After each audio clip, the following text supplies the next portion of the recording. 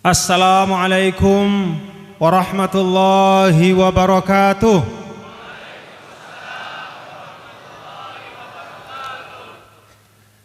Alhamdulillah, alhamdulillah hamdal hamidin, hamdal syakirin, hamdal zakirin, hamdal radin, hamdal mustaghfirin bil ashar, hamda yuwafi ni'amahu wa yukafi'u mazidah.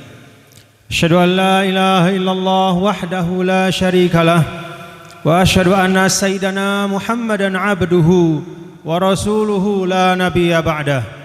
Allahumma salli ala sayyidina maulana Muhammad wa ala alihi wa ashabihi wa man tabi'a hudahu ila yaumil qiyamah, amma ba'du. Yang sama-sama kita muliakan, yang tadi telah memberikan mau'izah hasanah, guru kita, orang tua kita, Habib kita, Al-Habib Maulana Lutfi bin Yahya. Semoga Allah subhanahu wa ta'ala memberi pemeliharaan kepada Habib Lutfi bin Yahya, diberi kesehatan dan keafiatan, dan sepanjang perjalanan beliau ini menjadi teladan bagi kita, bapak-bapak, ibu, saudara-saudara. Beliau itu usianya sudah tidak muda, tapi dari ujung pulau Jawa, ujung barat ke ujung timur, ujung selatan, ujung utara, ke Jakarta sudah tidak terhitung. Rata-rata jalan darat ratusan kilo. Itulah sirah atau itulah kebiasaan dari keturunan baginda Nabi besar Muhammad sallallahu alaihi wasallam, meneruskan perjuangan datuknya. Alhamdulillah. Beliau sekarang dalam perjalanan kembali ke Pekalongan, dan tidak lama beliau akan keliling terus meneruskan dakwah datuknya. Yang sama-sama kita muliakan Khadimul Ma'had, Muassis Riyadhul Huda, Bapak Kiai Haji Zainal Mustafa atalallahu umrah warzaqahu sihhatan wa afiyah. Semoga beliau dipanjangkan umur, bapak-bapak, ibu ya. Semoga beliau disehatkan, diafiatkan. Demikian pula al-usrah al-Mustafawiyah, yaitu keluarga besar dari Kiai Haji Zainal Mustafa. Semoga semua zuriyah-zuriyah beliau, termasuk Kiai Haji Acep sebagai salah seorang zuriyah beliau atau menantu beliau, sebagai pengampu, sebagai pembimbing di pondok pesantren ini, kita doakan juga mudah-mudahan disehatkan, diafiatkan. Bapak-bapak, ibu, para tamu undangan, para tokoh agama, tokoh masyarakat, ada pelaksana Bupati Bandung Barat dan seluruh pejabat pemerintah kabupaten yang semuanya saya hormati dan saya muliakan, termasuk para alim ulama alumni Al-Azhar, senior-senior saya, junior-junior saya. Ada di sini Dr. Ahmad Khairuddin, ada Kiai Haji Iqbal Muhajir, banyak ya, tidak dapat saya sebutkan satu persatu, semuanya saya muliakan. Dan yang paling saya muliakan, saya cintai bapak ibu yang ada di depan saya. Razaqakum ilman nafi'an mubaraka. Semoga bapak-bapak yang hadir semuanya di sini dan kita semua diberi ilmu yang berkah oleh Allah Subhanahu wa taala. Bapak ibu, di awal saya mengajak kita, mungkin ada yang lupa ya, mungkin ada yang lupa. Saya ajak, tadi saya tanya sama Kiai Haji Acep, ini masjid enggak? Iya, ini masjid. Pakai sholat 5 waktu enggak? Iya, ini buat sholat 5 waktu. Oh, berarti ini adalah tempat yang yasihul i'tikafu fihi. Nah, kalau dalam mazhab kita, ini berarti adalah masjid yang sah untuk kita pakai i'tikaf. Karena itu ya, karena itu kepada semua yang hadir di sini, mungkin ada yang lupa ya, ketika duduk tadi belum sempat membaca niat i'tikaf. Kita baca sama-sama ya, saya awali lalu diikuti oleh kita semua. Bismillahirrahmanirrahim. nawaitul i'tikaf fi hadzal masjid ma dumtu fihi lillahi ta'ala. Saya niat i'tikaf di masjid ini selama saya ada di dalamnya karena Allah Ta'ala. Nah, bapak-bapak, kenapa saya ajak untuk pasang niat i'tikaf? Ada salah satu keistimewaan dari umat Nabi besar Muhammad sallallahu alaihi wasallam. Sallallahu alaihi wa alihi wasallam. Min khasais al-ummatil Muhammadiyah. Apa itu? Dirumuskan oleh Imam Ghazali dalam ungkapan beliau,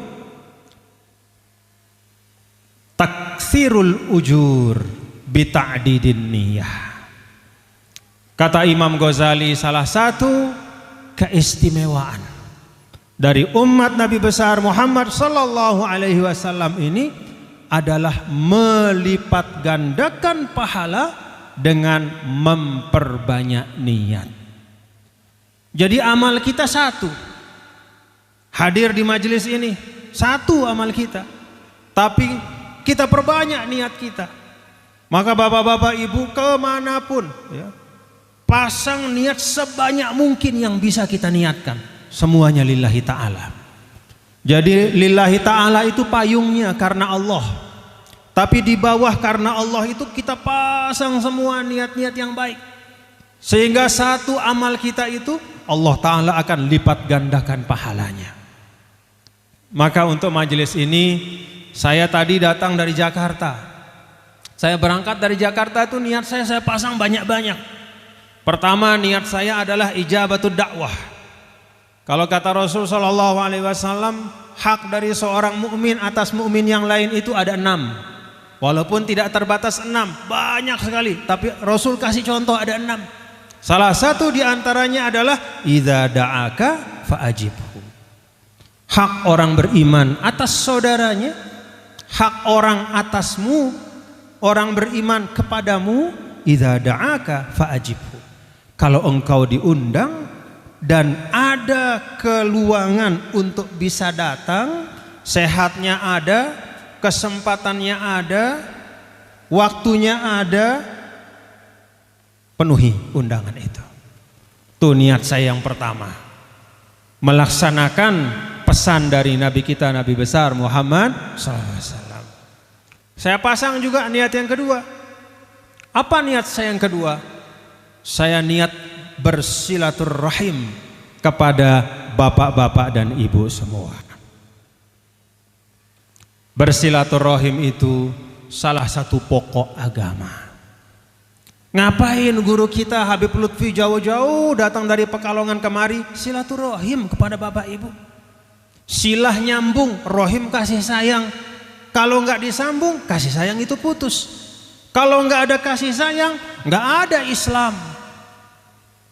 Karena dulu dikisahkan pada saat Ar-Rahim itu diciptakan oleh Allah Subhanahu wa taala, maka Ar-Rahim itu bergantung di arasy. Lalu kemudian Allah Subhanahu wa taala menyampaikan bahwa siapa saja yang menyambungmu, maka saya akan sambung. Dan siapa yang memutuskanmu, maka saya akan putus. Dengan silaturahim turun keberkahan dari Allah. Itu yang bikin Indonesia kuat.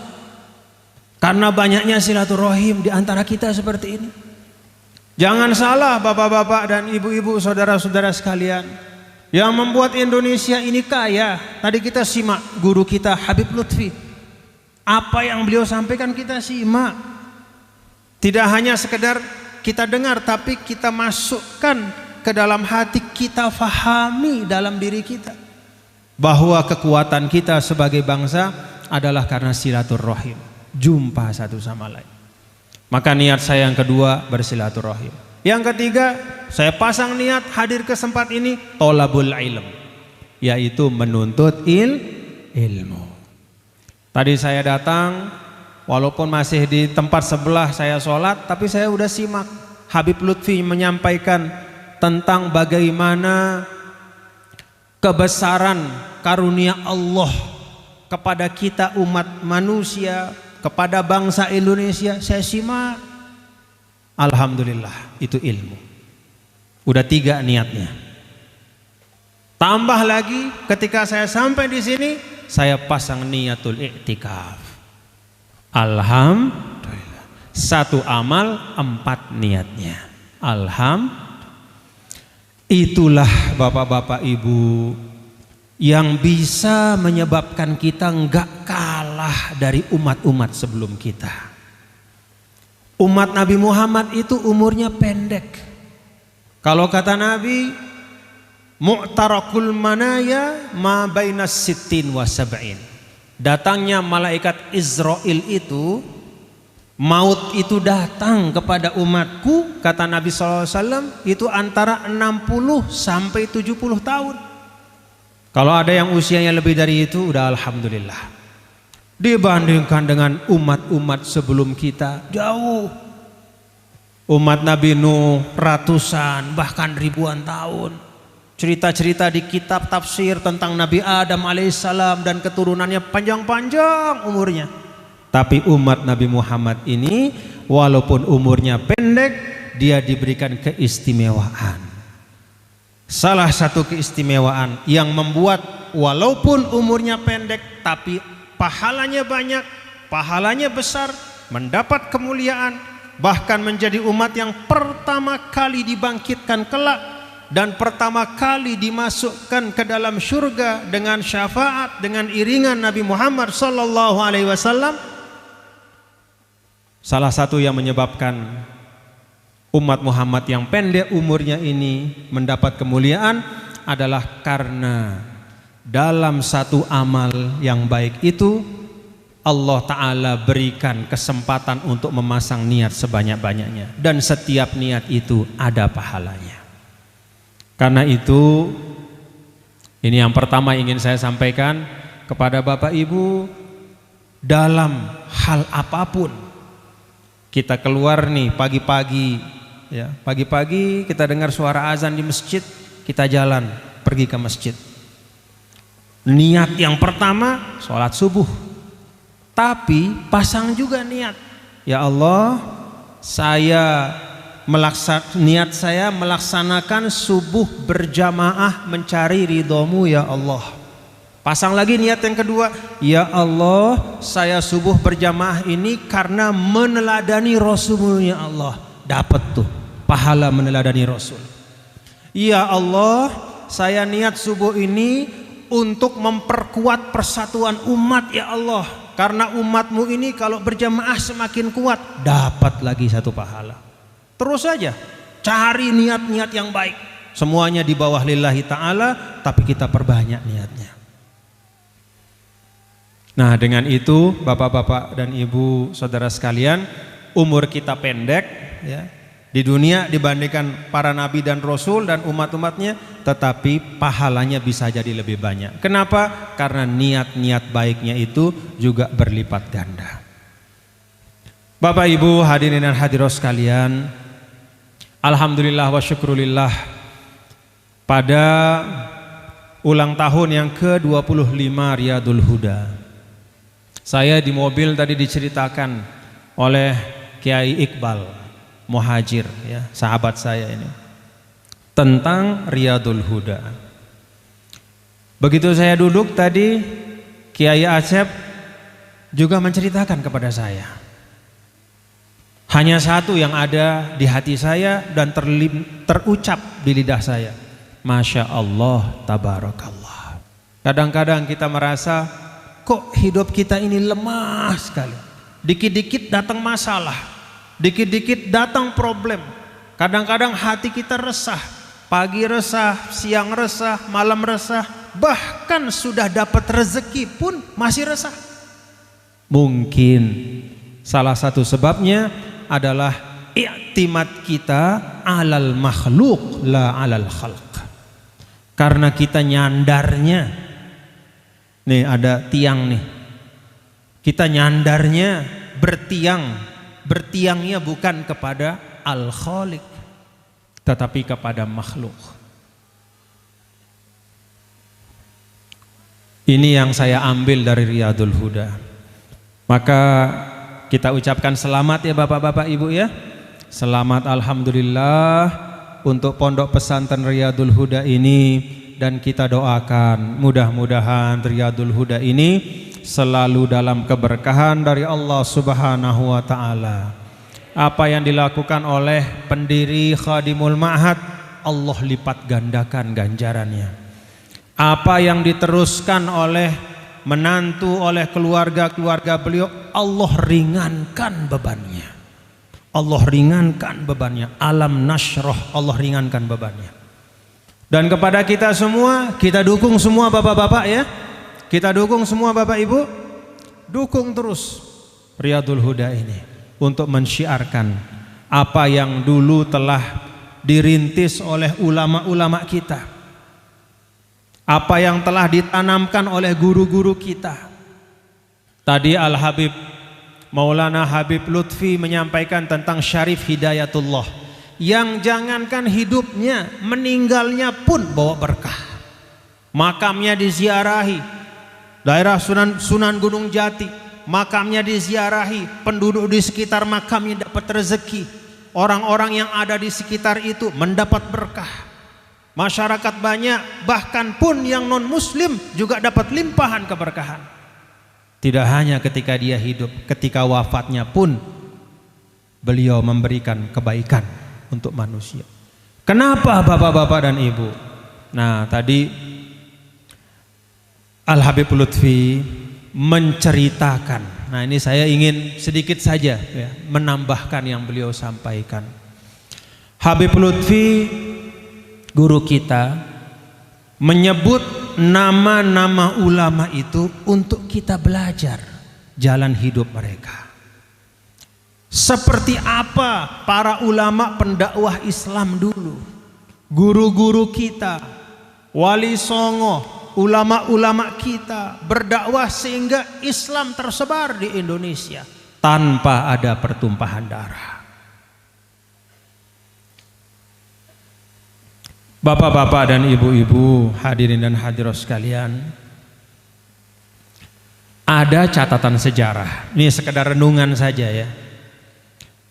Ada catatan sejarah bahwa ada dua, katakanlah imperium.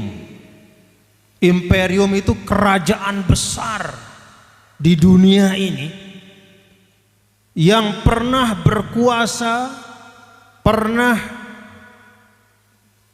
membentangkan kekuasaannya sampai ribuan kilo jauhnya dari tempat dia lahir. Dicatat oleh sejarah ada dua.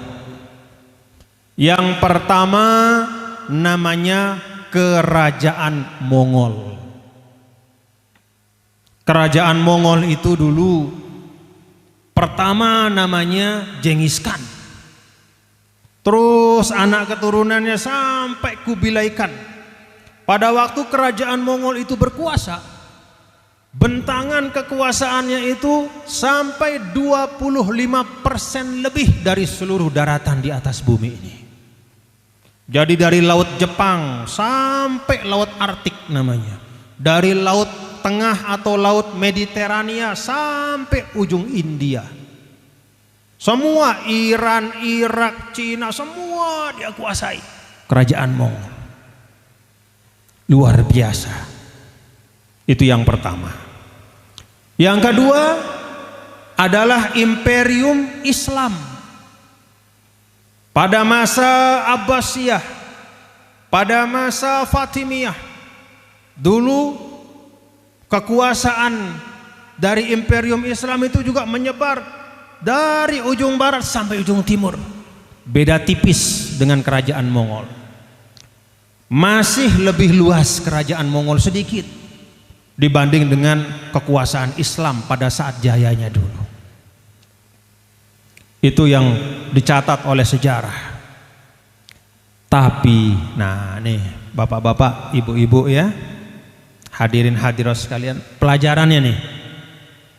Kalau sekarang saya tanya Bapak Ibu, Ada nggak peninggalan kerajaan Mongol di dunia sekarang? Ada nggak? Ada yang bisa bahasa Mongol? Ada nggak? Ada yang pernah membaca kitab-kitab berbahasa Mongol? Ada yang tahu peradaban Mongol atau bangunan yang hebat yang ditinggalkan oleh kerajaan Mongol yang luar biasa? Gak ada. Bahasanya gak ada yang tahu. Kitab-kitab yang tulisan bahasa Mongol juga gak ada. Bangunan-bangunan yang melambangkan kehebatan Genghis Khan menguasai dunia gak ada. Beda dengan Islam. Ada yang bisa bahasa Arab? Ada yang bisa bahasa Arab? Semuanya bisa. Al-Fatihah bahasa Arab. Bisa baca suratul Fatihah? Coba bayangkan, kita ini di Indonesia lebih dari 1000, bukan hanya 1000, bahkan beberapa ribu kilometer jauhnya dari Mekah, beribu-ribu kilo dari Mekah. Kita ini bukan orang Arab. Ada sebagian keturunan Arab, tapi sebagian besar di Indonesia bukan orang Arab. Ada yang Sunda, saya dari Lombok, suku saya suku Sasak.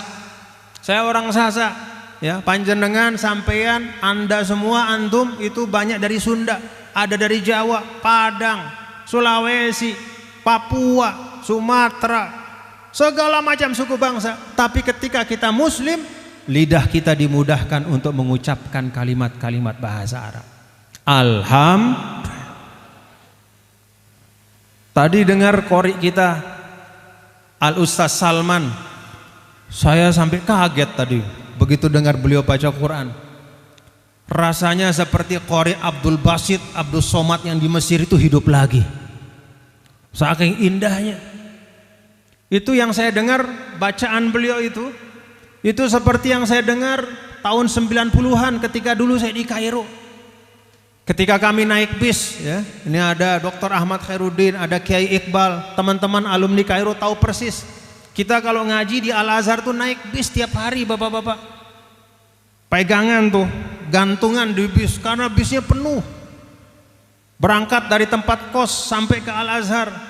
Di dalam bis itu, semua supir bis itu selalu nyalain tipnya itu Al-Quran.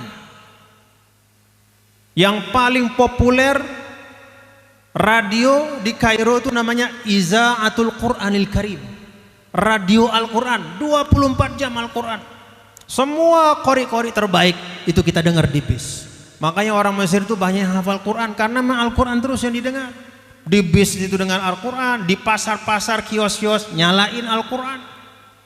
Nah, salah satu yang favorit di bis itu adalah Al-Maghfurlah Al-Qari wal Muqri Abdul Basit Abdul Samad. Itu yang paling populer. Selain ada Syekh Khalil Husari, ada Syekh Ismail Minshawi dan banyak, tapi Abdul Basit, wah itu nomor 1. Itu suaranya mirip tadi, gayanya tuh sama Ustadz Salman. Jadi orang Sunda kalau ngaji nggak kalah dengan orang Mesir asli. Orang Sunda ngaji nggak kalah sama orang Mesir asli. Kalau tadi beliau nih suaranya diperdengarkan di Mesir, nggak ada yang nyangka orang Mesir bahwa itu tadi orang Sunda.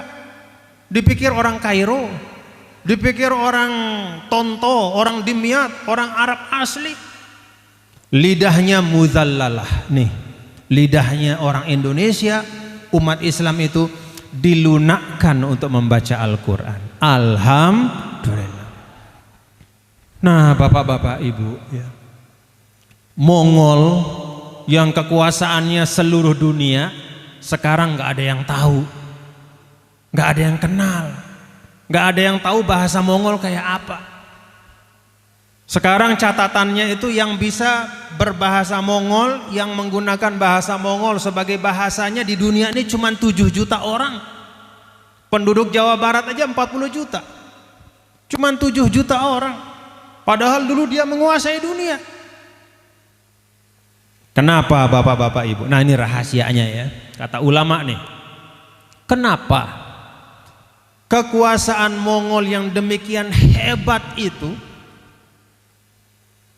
yang demikian luar biasa dahsyatnya pasukannya bisa menghancurkan Baghdad, sampai sungai di Baghdad itu jadi hitam gara-gara semua kitab yang ada di perpustakaan Baitul Hikmah dilempar ke sungai, tintanya luntur sampai air yang putih jernih menjadi hitam, habis semua, dihancurin sama mereka. Ternyata kekuasaan Mongol yang hebat itu sekarang hanya menjadi catatan di buku sejarah saja, tidak ada pengaruhnya bagi umat manusia. Beda dengan Islam, ketika dia menyebar sampai sekarang nilai-nilainya, bahasa Arabnya dipakai, kitab sucinya dibaca, peradabannya bisa disaksikan, masjidnya kelihatan, di Makkah Madinah terlihat, di Kairo bisa kita saksikan, di Damaskus juga kita nikmati, bahkan di Jawa Barat ini masjid-masjid sangat indah. Ini hasil dari peradaban Islam. Kenapa itu bisa terjadi? Para ulama menyampaikan sebabnya adalah dulu Mongol itu menyebar semata-mata karena kekerasan dan kekuatan. Jadi Mongol itu menyebar karena senjata, militernya, tentaranya, serbu sana, serbu sini, kalahkan ini, kalahkan itu, kuasai ini, kuasai itu. Nggak lama, punya senjata tapi nggak punya nilai. Dia punya kekuatan tapi tidak punya kearifan. Gak ada ajaran mulia yang dia bawa, cuman bawa senjata doang. Ya udah, begitu senjatanya hilang, begitu tenaganya lemah, hancur Mongol itu. Nah kalau Islam, nah ini bapak-bapak ibu ya, Islam itu menyebar utamanya adalah dengan kekuatan al-usulul akhlaqiyah. Itu kata Syekh Muhammad Arafah, guru kami di Al-Azhar dulu, bahwa Islam itu menyebar di seluruh dunia ada dua faktor utamanya. Yang pertama al-usulul akhlaqiyah, dan yang kedua sulukud du'at ilaih. Apa arti usul akhlaqiyah? Al-usul itu jamak dari aslun. Aslun artinya prinsip, nilai. Akhlaqiyah artinya etika dan akhlak. Akhlak, adab. Jadi ketika para pendakwah, para pejuang Islam itu datang, mereka datang ke negara-negara yang jauh itu tidak hanya membawa suara kuda, derap kuda, tidak hanya membawa suara gemerincing senjata, tapi yang mereka bawa nilai-nilai akhlak mulia. Sehingga ketika senjata itu sudah dimasukkan ke dalam sarungnya, ketika kuda itu sudah diikat di tempat ikatannya, nilai-nilai akhlak itulah yang terus menerus menyebar sampailah ke tanah Sunda ini. Pernah dengar ada pedang dari Arab yang datang ke sini? Pernah mendengar ada pasukan bersenjata yang datang bawa Islam kemari? Al-usulul akhlaqiyah. Itu yang istilahnya hard power dengan soft power. Hard power itu ya senjata. Apakah senjata nggak penting? Penting pada tempatnya. Bukan berarti dulu umat Islam nggak punya pasukan, punya. Pasukan Islam justru pasukan yang sangat hebat. Tetapi itu hanya mendukung saja, tidak menjadi pokok. Yang paling utama al-usulul akhlaqiyah. Karena itu kalau kita lihat di dalam Al-Quran, bapak-bapak, ibu-ibu, ayat-ayat tentang perang itu hanya sedikit. dibandingkan dengan ayat-ayat yang berbicara tentang akhlak-akhlak yang mulia. Itulah yang dibawa oleh Syarif Hidayatullah, Sunan Gunung Jati, Wali Songo. Mereka tidak bawa pedang, mereka tidak bawa pasukan, tapi mereka membawa akhlak yang mulia. Nah, oleh karena itu saya mengajak kita semua, ya, bapak-bapak, ibu-ibu yang ada di Riyadul Huda ini, mari kita sambung akhlak-akhlak itu. Jadi akhlak-akhlak yang kita terima dari guru-guru kita, udah pegang aja itu. Nggak usah ikut-ikut paham-paham aneh-aneh. Ya. Apa yang kita terima dari masyayikh kita, apa yang kita dapat ijazahnya dari kiai-kiai kita, apa yang kita sudah terima dari habaib-habaib kita, udah pegang udah itu. Ada yang tanya sama saya, ya, ini di Lombok, Tuan Guru katanya, ini ada penceramah mengatakan yang paling bagus itu berpegang pada Quran hadis katanya. Pokoknya harus ada hadisnya, harus ada Qurannya. Jangan hanya pendapat ulama, jangan hanya pendapat mazhab, tapi harus ada ayatnya, harus ada hadisnya. Saya bilang sama yang nanya, gini saja. Ini gambaran sederhana. Itu pohon apa tuh? Pohon apa? Mangga. Mangga ya? Mangga. Ada buahnya enggak? Ada buahnya enggak?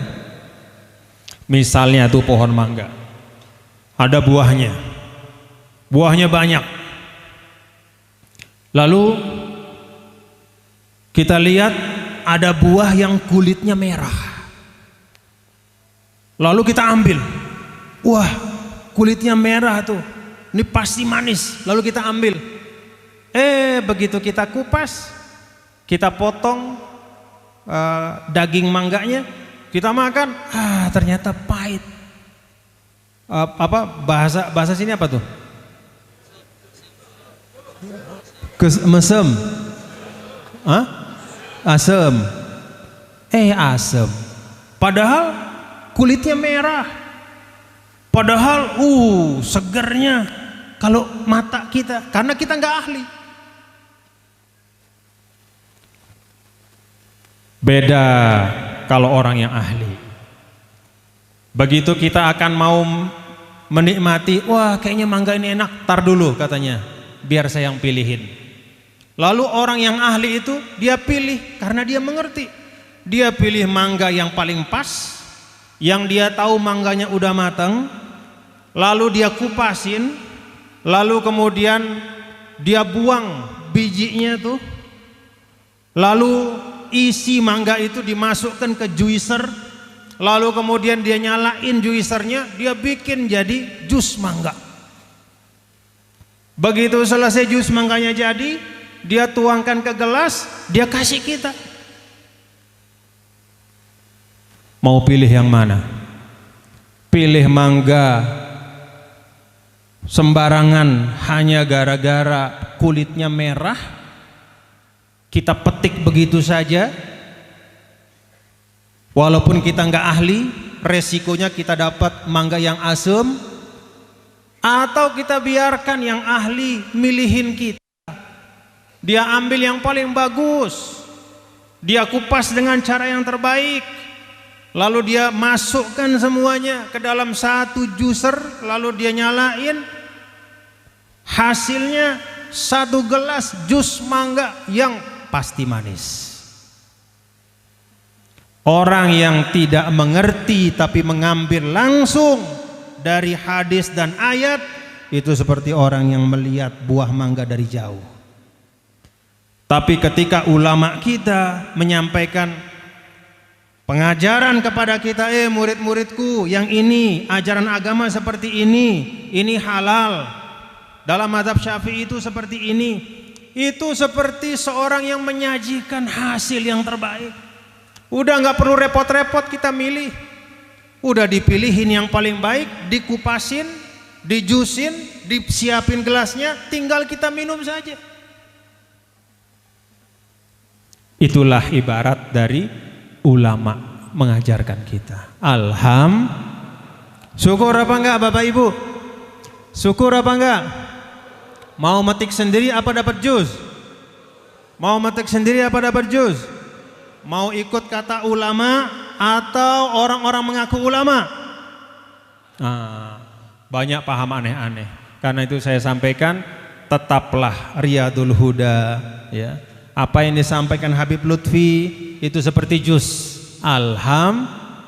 Coba Habib Lutfi datang kemari ngasih kita jus, masa nggak diminum? Minum apa enggak? Alhamdulillah. Ulama-ulama kita, Kiai Acep, biar beliau yang belajar. Udah beliau yang Quran hadisnya udah. Beliau yang baca kitabnya. Nanti tinggal beliau menyampaikan kepada kita inti sarinya. Itulah jalan para ulama. Itulah yang kita warisi, ulama ahlus sunnah wal jamaah. Jadi Bapak Ibu hadirin hadirat sekalian, pokok-pokok ilmu yang telah diambil intisarinya oleh para ulama, itulah yang kita warisi. Sebagai nahdin nahdiyat, keluarga besar Riyadul Huda, mari kita jaga ini semua, ya. Karena dengan itulah maka cahaya Islam ini akan terus menerangi Indonesia, ya. Jadi cahaya Islam yang bersumber dari nilai-nilai Islam yang tumbuh, hidup, berkembang di tengah masyarakat, inilah yang akan menjadi benteng terkuat bagi Islam di Indonesia. Mudah-mudahan apa yang saya sampaikan ada manfaatnya untuk kita semua, dan pondok pesantren Riyadul Huda ini Allah Ta'ala yahfaz hazal ma'had wa yaj'aluhu ma'hadan mubarakan mahfuzan madal ayyam ma'muran bit-tullab wa talibat yatakharraju fih tullab wa talibat nujaba wa najibat mujahidin mujahidat muhafizin muhafizat lidinillah walil watan. Amin ya rabbal alamin. Terima kasih. Wallahul muwaffiq wal hadi ila sabilir rasyad wa huwal muwaffiq ila aqwamit thariq. Wassalamualaikum warahmatullahi wabarakatuh.